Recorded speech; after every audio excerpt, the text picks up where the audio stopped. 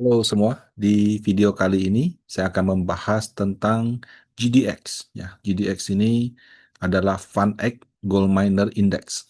Jadi gold miner itu artinya tambang emas. Nah, peluang saham Indonesia yang di sektor emas masuk ke GDX ini seperti apa? Nah, di Desember ya, saya buat materi ini Desember 2025, itu ada dua saham Indonesia yang masuk dalam GDX dan GDXG. Kalau GDX itu Gold Miner Index, GDXG itu Gold Miner Junior. Jadi yang satu seniornya, satu juniornya. Nah, Aman ada di GDX, kalau Bumi Resources Mineral ada di GDX dan GDXG. Nah, kalau dianalogikan, MSCI Standard itu GDX, MSCI Small Caps itu GDXG gitu. Eh, di bagian satu ini saya bahas GDX dulu. Kenapa? Karena kalau saya bahas dua, takutnya kepanjangan. Jadi saya bagi jadi dua bagian. Nah, kemudian sebetulnya tanpa orang begitu aware ya, di eh, 15 Februari, 15 Desember yang lalu, Market Factor selaku pihak yang menghitung indeks GDX dan GDXJ ini sudah melakukan evaluasi kuartalan karena dia tiap 3 bulan kan. Maret, Juni, September, Desember. Nah, yang Desember itu sudah dia umumkan nggak ada saham baru, nggak ada saham emas Indonesia yang masuk ke dalam situ. Nah, tapi karena dia kuartalan, nanti di bulan Maret ada lagi, bulan Juni ada lagi, September ada lagi, dan seterusnya dan seterusnya. Nah, eh, karena Desember nggak ada yang masuk, berarti kita harus menilai dong peluang saham yang akan masuk nanti. Nah, sekarang pertanyaannya di Indonesia yang ada kaitannya dengan emas itu apa nih? Saya coba Google, itu keluarlah nama-nama ini. Ada Archie, Pesap, Emas, Emas ini anaknya MDKA ya. Ada Antam, United Tractor, sama Medco. Nah, ada yang bisnisnya memang fokus di emas atau punya tambang emas, bahkan ada yang kode sahamnya emas. Tapi ada juga yang sifatnya dia tuh pemegang saham pengendali. Ada juga yang dia punya bobot ternyata, sorry, dia punya porsi pengendali itu sangat kecil, jadi tidak dominan atau kontribusinya tidak dominan. Nah, kira-kira untuk bisa masuk GDX itu seperti apa? Nah, ini tadi sudah saya bahas karena panjang ya, saya bagi jadi dua bagian. Jadi kalau untuk GDX ini straightforward, pure play. Jadi permainan murni. Uh, Pure play, the index only includes company with at least 50% kalau ini perusahaan baru, 25% kalau yang sudah existing. Apabila revenue from gold and silver, kemudian mining mineral resource from gold and silver. Artinya 50% dari penghasilannya harus berasal dari emas atau perak, kemudian menambang ya, menambang emas atau perak. Nah, ini menutup diskusi tentang harta ya, karena orang bilang oh harta kan dia streaming emas segala macam. Ya, mungkin itu betul, tapi dia nggak punya tambang emas ya. Jadi dia mungkin penghasilannya dari emas, karena kan ada mining, ada royalties, atau streaming. Terus terang streaming ini saya kurang begitu mengerti. Kalau pemahaman saya itu mungkin pengolahan emas gitu. Nah, tapi ada titik kedua nih, yaitu menambang ya. Namanya juga gold miner kan. Jadi kalau kamu nggak punya tambangnya, gimana caranya? Itulah pure play. Nah, kalau kita mau objektif, aman itu terus terang kalau kita lihat dari laporan keuangan, ini saya ambil dari sumbernya langsung ya. Dia punya kontribusi emas itu 156 dari 545, cuma 28,6%. Kalau kemarin 155 dari 363. Nah, mungkin karena harga tembaga lagi bagus di 2025 atau tambangnya naik, tapi kontribusi tembaga masih yang dominan. Ada dua kemungkinan sih. Satu, ini anggota lama, jadi toleransinya 25%. Yang kedua, dia punya tambang emas yang scale-nya cukup besar di Indonesia. Nah, sehingga dianggap sebagai pengecualian. Ya, ini cuma dugaan saja sih. Tapi yang lebih mungkin adalah ini anggota lama gitu. Sebenarnya kan ini saham kan juga nggak lama-lama amat ya. Tapi eh ya, we don't know lah seperti itu ya. Nah, kemudian ada Medco ya. Medco ini unik kenapa? Karena pemegang sahamnya Aman itu 20,9%-nya adalah Medco. Ini bisa dilihat di sini. Jadi yang paling besar sumber gemilang nomor 2 di Medco. Nah, kalau misalnya dia punya sahamnya 20,9%, apakah dia dianggap seperti punya tambang emas juga karena dia kan punya tambang emas. Medco sendiri kan bukan emas, dia kan lebih ke minyak.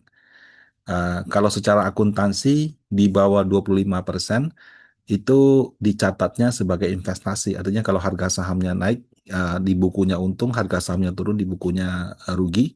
Kalau di atas 25% itu nggak dicatat lagi untung rugi, tapi dia pakai metode uh, dia cuma konsol laba bersihnya.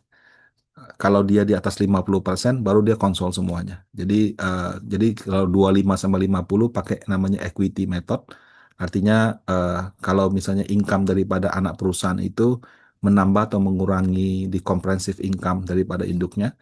Nah, kalau di atas 50% konsol semua aset, liability dan juga pendapatan.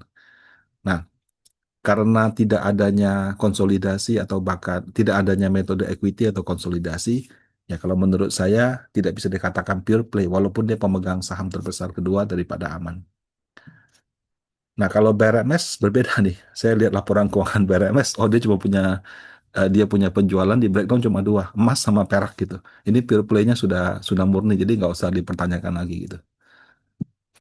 Nah, kemudian ada United Tractor. United Tractor ini kan kita taunya dia yang apa orang bilang beko ya, beko apa untuk transportasi, untuk penambangan seperti itu. Nah, banyak yang nggak tahu, mungkin mungkin orang pada tahu juga dia itu punya tambang emas gede loh. Jadi kalau dilihat daripada breakdown laporan keuangan United Tractor, dia itu punya penambangan batu bara, oke. Dia punya mesin konstruksi. Oh sorry, ini penjualan yang terkait sama tambang batu bara. Ini mesin konstruksi, penambangan batu bara, dan penambangan emas mineral lainnya gitu. Nah, jadi sebetulnya United Tractor ini punya tambang emas. Tambang emasnya itu menghasilkan 10 triliun pada September 2025. Ini lebih besar daripada pendapatan Aman yang 156 juta atau 2,6 T. Ya. Sayang dia punya apa? Dia punya pendapatan mungkin terlalu gede di sini kan 48 T ya per 9 bulan. Jadi 10 T emasnya itu ya cuma sekitar apa namanya? 10 T daripada 55 ini ya nggak nyampe 50 ataupun 25%. Kalau mau dia bisa kayak MDK, dia anak perusahaan yang punya emasnya di IPO kan gitu. Nah, kalau seperti itu mungkin anak perusahaannya berpotensi bisa masuk. Karena dia punya omset sudah 10 T, lebih gede daripada Aman yang dianggap sudah anggota lama. Nah, kalau dengan Bumi Resources sih lebih besar ya. Jadi penjualan emasnya itu 178 ini juta dolar apa triliun ya? Kayaknya juta dolar deh ya. Jadi kayaknya nggak sebesar si ini juga. Sebentar saya cek ya. Kalau BRMS,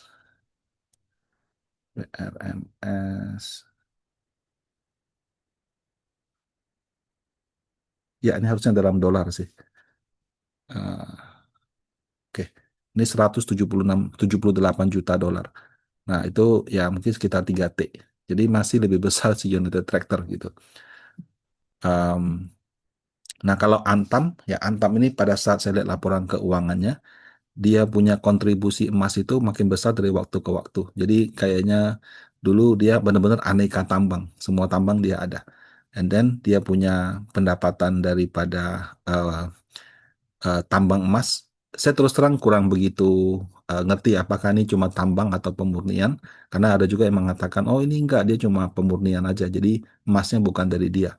Kalau pemurnian ini harusnya dari bawah gitu. Nah ini 35 T jadi 58 T.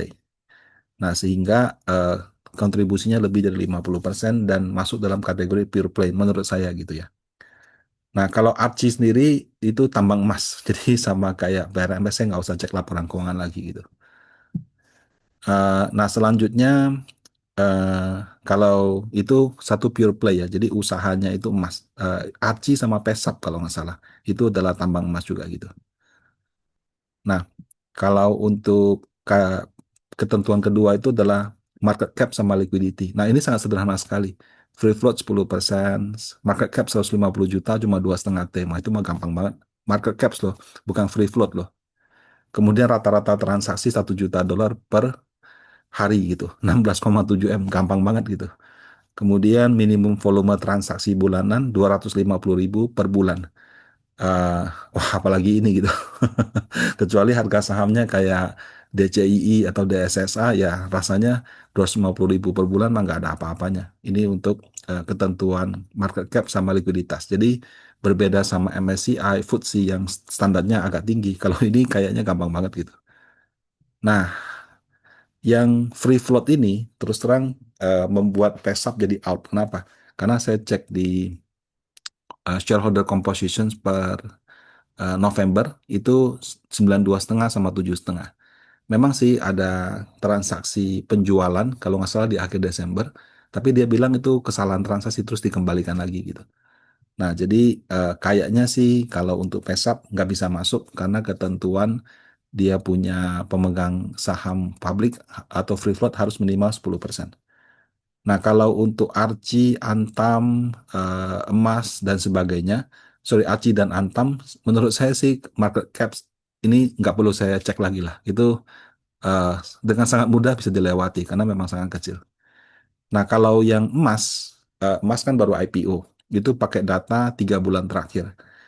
Nah, dia di 22 September itu IPO. Nah, pada saat Desember evaluasi, itu kan pakai datanya mungkin yang Oktober gitu, Oktober atau November gitu. Nah, belum ada 3 bulan. Tapi kalau di Maret nanti rasanya sudah ada 3 bulan. Nah, jadi kalau di Maret ini menurut saya sudah bisa diikutkan dalam perhitungan. Jadi semacam fast track gitu. Eh, Kalau transaksi emas sih menurut saya juga cukup aktif ya, karena saya lihat juga promo bukan promo lah, pembahasan saham ini di media massa ataupun di sosial media cukup banyak juga. Cuma concern saya sih satu ya, dia belum ada income. Kalau dia belum ada income, walaupun punya tambang emas, apakah bisa dikategorikan pure play apa tidak? Menurut saya 50-50. Karena dia memenuhi punya tambang, tapi dia belum memenuhi ada revenue. Revenue-nya dari mana? Dari pendapatan bunga mungkin. Nah, itu seperti itu. Nah, setelah kita tentukan universe calon-calon perusahaannya akan masuk, yang susah ini adalah seleksi terakhirnya. Nah, kalau yang tadi, MSCI sama FTSE, mereka punya satu angka cut-off gitu. Kalau GDX nggak ada. Mereka tentukannya berdasarkan relatif, yaitu ranking 85% berdasarkan free flow market caps. Ini saya perbesar ya. Jadi semua sekuritas, semua saham diurutkan berdasarkan free float market caps. Descending, artinya paling besar ke paling kecil. Nah, sekuritas yang mengcover, saham yang mengcover 85% daripada free float market caps ini, inilah yang eligible untuk masuk ke dalam GDX. Nah, kemudian anggota lama masih bisa stay di GDX selama peringkatnya 85 sampai 98. Wah, ini enak banget. Jadi, misalnya tadinya saya peringkat top 70, kan harga sahamnya turun sekarang jadi 95. Tetap masih bertahan di situ. Kalau saya dropnya 99 100, nah itu baru out. Nah, kalau kemudian coveragenya di bawah 90% atau sahamnya di bawah 25, maka itu dikasih kebijakan boleh ambil yang walaupun 98, 99. Nah, em, yang ini sih enggak, 45 sih enggak berlaku karena si sahamnya sudah lebih dari itu ya. Nah, em, jadi saya mencoba untuk mengambil data. Untungnya market factor yang penyedia GDX ini kayak baru bikin usaha gitu. Jadi kalau MSCI dokumennya sudah ratusan halaman. FTSE apalagi, waduh itu bacanya jauh pusing. Kalau si market factor ini dokumennya tipis, kemudian datanya dia provide gitu. Jadi dari data yang di provide, saya bisa membuat semacam simulasi. Nah, jadi saya mengambil data-data apa komponen daripada GDX menggunakan free float market caps di 26 Desember 2025. Itu eh, kalau tidak salah tersedia di websitenya gitu. Nah, kemudian saya asumsikan kurs 16.700. Kenapa? Karena ini kan internasional, semuanya dalam US dollar. Jadi harga saham Indonesia harus dibikin dolar dulu, atau sebaliknya yang Indonesia didolarkan. Dua-duanya bisa. Nah, kemudian berdasarkan free float market caps, saya hitung dia punya masing-masing saham, kemudian saya akumulasikan. Nah, yang terbesar di dunia ya. Ini kita nggak ngomong tambangnya, tapi perusahaan tambang emas market cap free floatnya terbesar di dunia itu adalah dari Kanada. Agnico Eagle Mines. Terus terang saya nggak pernah dengar. Newmont Amerika. Kemudian Barrick Mining. Barrick saya sering dengar. Wheaton Precious Metal Corp, Anglo Gold dan seterusnya gitu. Nah, top 85% tidak ada saham Indonesia. Nah, peringkat 85-nya atau yang paling mendekati 85 itu adalah All Royalties Kanada dengan free float market cap 4,7 billion US dollar. Nah, ini untuk si GDX. Nah, 85 sampai 98, kenapa ada 85 98? Karena yang masuk itu 85. 85 sampai 98 ini kayak calon tunggunya. Di atas 99 100 ini baru calon yang kena tendang gitu. Nah, kalau yang existing, saya selipkan saham Indonesia, yaitu MDKA dan Antam, karena Archie, Pesak, apa kan semua sudah nggak masuk ya. Nah, MDKA itu ada di peringkat 96%, Antam ada di peringkat 97%. Nah, kemudian yang Archie, nah ini ada di 98 sampai 100.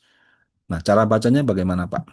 Jadi, kalau berdasarkan tabel tadi ya, apakah eh, jadi yang apa? Yang ini yang saham luarnya saya pakai 26 Desember.